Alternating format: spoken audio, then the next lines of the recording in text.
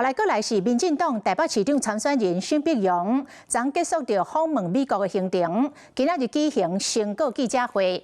共今仔日早起，台北市長蔣萬安是甲美國在台協會 AIT 的處長郭立言做伙來參加台美商業媒合會。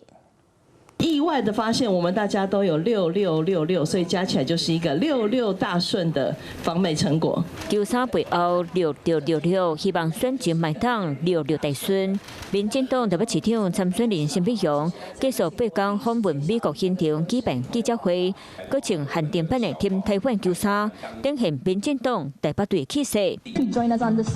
另外一邊，台北市長蔣萬安甲 AIT 處長郭立言合體參加台北城市產業商機媒合會，那劉選長在咧講一講透早，攏在咧講美國的代誌。那當時我們就邀請了19州政府的駐台辦事處以及4大產業協會，邀請441間台美企業一起參與，也媒合了巨大的商機。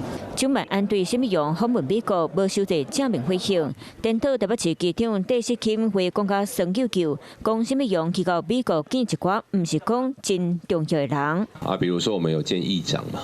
那這個議長還是全美國哈，就是整個眾議院的議長。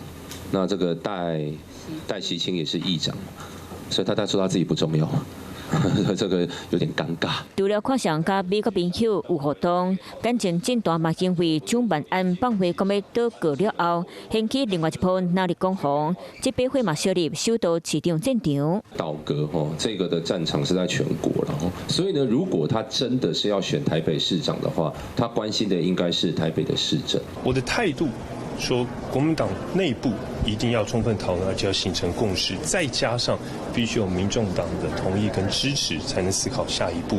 回應變保守，畢竟倒靠代誌大條。蔣萬安開頭一槍，市長的一舉一動，不管是市民還是對手，攏金上。